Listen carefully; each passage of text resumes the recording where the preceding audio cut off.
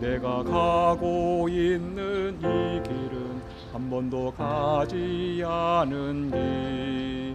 오늘 하루하루 순간도 다시는 오지 않을 시간. 우리를 살리시는 그 사랑 주님의 빛을 따라서 오늘도 우린 걸어가네 생명의 길. 할렐루야. 오늘은 교회의 공동체라는 제목으로 말씀을 증거하겠습니다.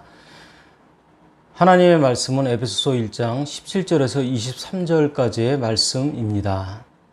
우리 주 예수 그리스도의 하나님, 영광의 아버지께서 지혜와 계시의 영을 너희에게 주사 하나님을 알게 하시고 너희 마음의 눈을 밝히사 그의 부르심의 소망이 무엇이며 성도 안에서 그 기업의 영광의 풍성함이 무엇이며 그의 힘의 위력으로 역사하심을 따라 믿는 우리에게 베푸신 능력의 지극히 크심이 어떠한 것을 너희로 알게 하시기를 구하노라.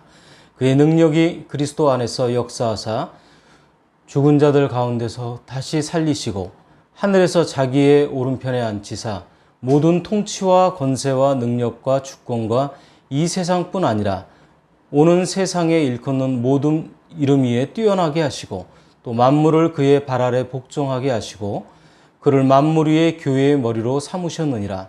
교회는 그의 몸이니 만물 안에 만물을 충만케 하시는 이의 충만함이니라. 아멘. 네, 교회 공동체의 그리스도인들은 서로 올바른 관계를 맺어야 합니다. 그리고 교회는 생명의 공동체입니다. 더 나아가서 그리스도인들은 하나님과의 바른 관계를 맺어야 하는 사람들이기도 합니다. 특히 교회의 머리이신 예수님을 중심으로 해서 지체인 그리스도인들이 공동체의 결속을 위해서 해야 할 일이 무엇인지 말씀을 통해서 살펴보도록 하겠습니다. 먼저 교회 공동체는 복음 전파에 힘써야 합니다. 본문 17절 말씀입니다. 우리 주 예수 그리스도의 하나님, 영광의 아버지께서 지혜와 계시의 영을 너희에게 주사 하나님을 알게 하시고. 아멘. 네, 여기서 계시의 영이라고 하는 말씀이 나옵니다. 즉 계시의 영은 성령님을 가리키는 것인데 이 성령님을 통해서 우리가 모르던 것을 알게 하셨다 하는 말씀입니다. 성령님께서는 참 오묘하시죠. 우리로 하여금 깨닫게 하시고 알게 하십니다. 우리가 육체를 갖고 있다면 육체에서 느끼는 것만 알지만 영혼을 갖고 있는 존재이기 때문에 영혼으로 우리에게 다가오시는 이 성령님의 힘을 통해서 성령의 능력을 통해서 우리는 하나님을 알게 됩니다. 어디에서 접촉점이 있습니까? 그 접촉점은 바로 우리 자신의 영혼을 주님께서 터치할 때, 만져주실 때부터 시작됩니다. 그때부터 주님을 알게 되는 것입니다. 알게 된 나 하나하나가 모여서 공동체가 됩니다. 이 공동체의 사명은 바로 복음 전파에 달려 있습니다. 교회 공동체가 해야 될 가장 기본적인 사명이자 성도의 그리스도인의 본분이기도 합니다. 복음을 전하지 않고 교회 생활을 하려는 사람은 자신의 본분을 다하지 못하는 사람입니다. 그러므로 그리스도인들은 전도할 때 비로소 그리스도인이라는 존재의 의미를 지킬 수 있는 것입니다. 고린도전서 1장 27절 말씀입니다. 하나님의 지혜에 있어서는 이 세상이 자기 지혜로 하나님을 알지 못하므로 하나님께서 전도에 미련한 것으로 믿는 자들을 구원하시기를 기뻐하셨도다. 아멘. 전도라고 하는 것은 잘 생각해 보면 참 미련하고 투박하게 보입니다. 그렇지만 이 전도를 통해서 주님께서 기뻐하신다 하는 말씀입니다. 지금 코로나 시대를 맞이해서 교회가 아주 우왕좌왕하고 있습니다. 어느 교회는 80%가 출석했다. 어느 교회는 10분의 1이 나왔다. 그래서 목사님들이 굉장히 힘들어하고 성도님들도 내가 과연 이것이 신앙생활을 하고 있는 것인가 하는 의문이 들 때가 점점 많아지고 있습니다. 이럴 때일수록 내가 내 할 일이 도대체 무엇인가 하는 것입니다. 이것을 잘 찾아가야 되겠죠. 말을 많이 하면은 이젠 전도가 참 불가피하는 시대가 됐습니다.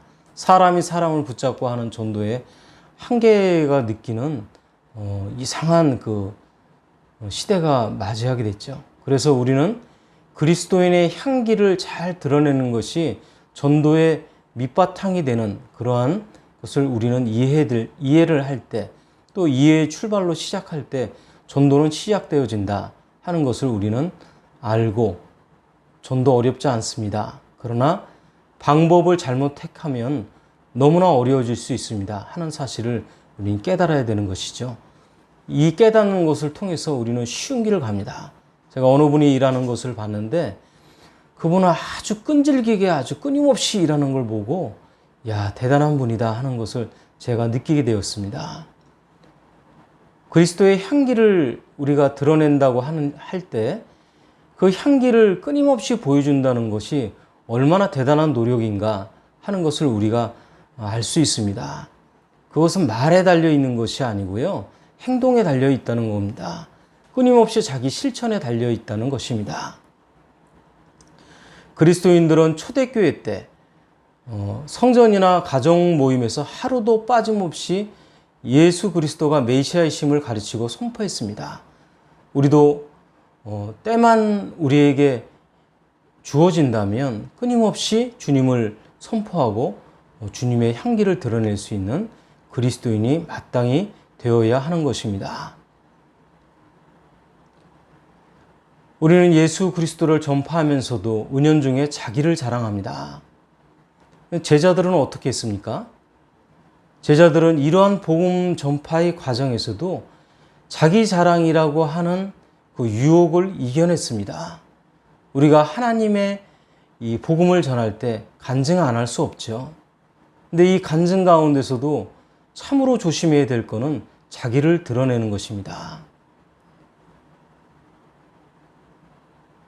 간증을 하되 자기를 드러내지 않는 것이 얼마나 정제되고 절제된 그런 언어의 노력입니까? 이 언어의 노력이 반드시 우리에게 있어야 되겠습니다. 자기 드러내지 않는 것이 죄의 유혹에서 벗어나는 길이기 때문입니다. 이것은 하나님의 영광을 드러내기 위한 것이 목적이기 때문에 우리가 더 조심하고 더 생각하는 그런 복음 전파가 되어야겠습니다. 다음으로는 교회 공동체는 교제에 힘써야 합니다. 본문 18절 말씀입니다.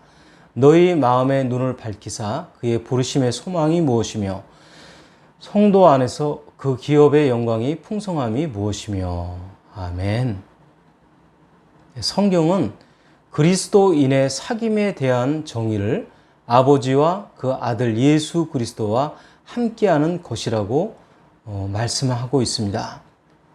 또한 우리가 빛 가운데 행하는 것이라야 진정한 그리스도인의 교제라고 하십니다.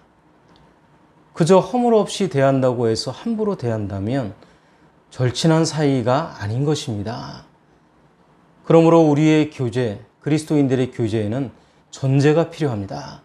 이 전제를 우리가 믿음으로 잘 이해하시고 성도 간에 우리가 교제할 때 어떤 것이 좋은 관계가 될 것인가를 생각하면서 그 믿음의 길을 우리가 잘 만들어 가야겠습니다.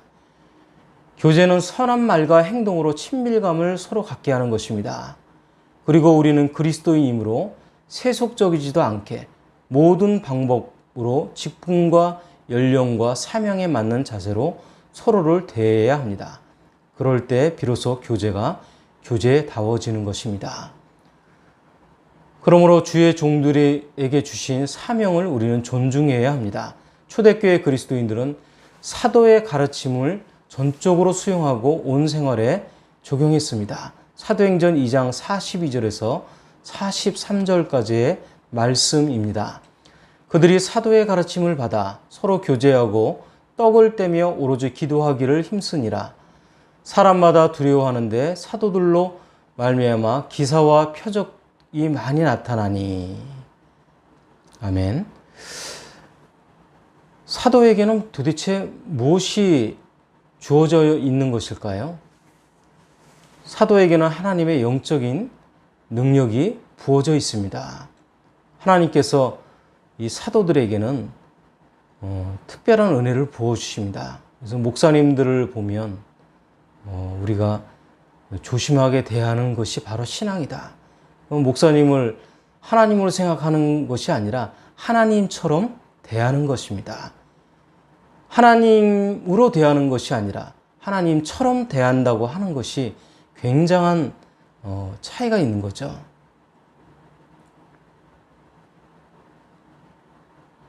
이 두 태도를 통해서 우리가 신앙이 바로 설 수 있는 기회를 잃지 않고 오히려 기회를 회복하는 여러분이 되시기를 원합니다. 더 나아가서 목회자에게만 그렇게 하는 것이 아니라 성도들끼리도 그러한 신앙의 자세, 신앙의 태도를 지키고 만들어 가야겠습니다. 상대방 성도를 서로 귀하게 여기는 교제가 이루어질 때 비로소 교회는 공동체로서의 모습이 세워지기 때문입니다. 마지막으로 교회 공동체는 서로 베푸는 데 힘써야 합니다.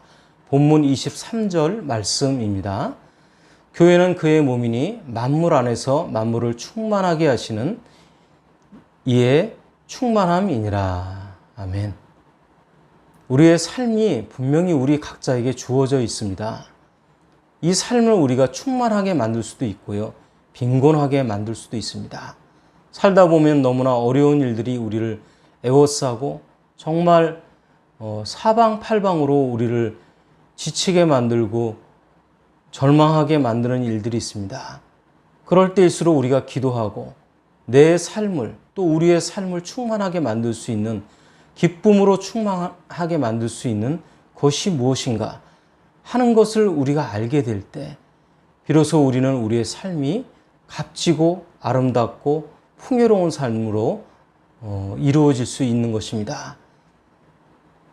그것은 바로 베풀고 나눌 때 비로소 가능해집니다. 베푸는 것은 바로 나의 행위로부터 출발됩니다. 그러나 상대로부터 출발되기도 합니다. 이 베푼다고 하는 것은 서로의 관계를 풍요롭고 살찌게 만듭니다. 그래서 베풀 때 우리는 우리의 마음의 모습이 드러나게 되고 베풀 때 없다고 하는 빈곤이 채워지는 것입니다. 베드로전서 4장 9절 말씀입니다. 서로 대접하기를 원망 없이 하고. 아멘. 왜 베드로전서에서는 이렇게 말씀하고 있습니까? 때로는 마음에 없는 대접을 하는 사람들이 있고 또 자기 생각은 이렇게 정말 많이 해주고 싶은데 생활이 그렇지 못해서 뒷받침되지 못하는 대접을 할 때가 있죠. 그때 불편한 대접을 할 때가 있습니다. 이 말씀은 남을 대접하되 아까운 마음을 가져서는 안 된다는 뜻입니다. 교회 공동체는 서로 베푸는 데 힘써야 하는데 정말 대접할 때 우리가 원망 없는 대접을 해야겠습니다. 네, 바다에 가면 아름다운 등대가 많이 있습니다. 등대는 선박 항해용 일반 등대와 항공기용 항공 등대가 있습니다. 등대들은 야간에 강렬한 빛을 발하기 때문에 이 빛이 선박이나 항공기의 육지의 소재와 거리 위험 등을 알리는 역할을 하고 있습니다. 등대 빛을 알아볼 수 있는 최대 거리를 광단거리라고 합니다. 광달거리. 국내에서 광달거리가 큰 등대로는 세 가지가 있는데요. 오륙도 등대와 죽도 등대 그리고 울기둥 등대 등을 꼽는다고 합니다. 무려 74km나 빛을 발한다고 합니다. 이 거리는 서울 남산타워에서 충남 천안이나 강원도 충청까지 거리까지 밝히는 그런 빛의 밝기입니다. 등대는 빛이 어디로 가야 할지 등대의 빛이 가야 할 길을 몰라서 방황하는 배와 비행기에 큰 도움을 주며 때로는 많은 사람의 생명을 구하기도 합니다. 지금 한국 사회는 도덕적으로 무너진 공직자들과 스포츠계를 보면서 큰 실망에 빠져 있습니다. 종교계도 다를 바 없다고 생각합니다. 누구를 보고 배워야 할지 정말 알 수 없는 세상입니다. 그럼에도 하나님께서는 이 신자들에게 이렇게 말씀합니다. 세상의 빛이라고 하신 예수님의 말씀을 기억하라고 합니다. 그럼 또한 자녀의 등대, 직장 동료의 등대, 교우의 등대들이 우리 스스로가 그리스도인이 되어야 한다고 우리에게 말씀하고 있습니다. 마태복음 5장 16절 말씀입니다. 이같이 너희 빛이 사람 앞에 비치게 하여 그들로 너희 착한 행실을 보고 하늘에 계신 너희 아버지께 영광을 돌리게 하라. 아멘. 네, 말씀을 정리하겠습니다. 우리가 교회 공동체로서의 삶을 살아가는 것은 참으로 대단한 노력이 필요한 것입니다. 이 노력 가운데 가장 작은 것에서 출발하면서 가장 값진 것을 이뤄낼 수 있는 것이 바로 내가 세상의 등대가 되는 것입니다. 교회 공동체의 삶은 마지못해서 하는 것이 아니라 스스로가 해야 할 일을 깨닫고 기쁨으로 하는 생활이어야 합니다. 교회의 머리이신 주님께 받은 사명으로 교회 공동체의 일원으로 참여해서 기쁨이 넘치는 교회 공동체 생활을 하시기를 예수 그리스도의 이름으로 축원합니다. 오늘의 말씀은 성부와 성자와 성령의 이름으로 말씀드렸습니다. 나는 주님의 제자 낙심하지 않으며 절망 속에서도 실망하지 않아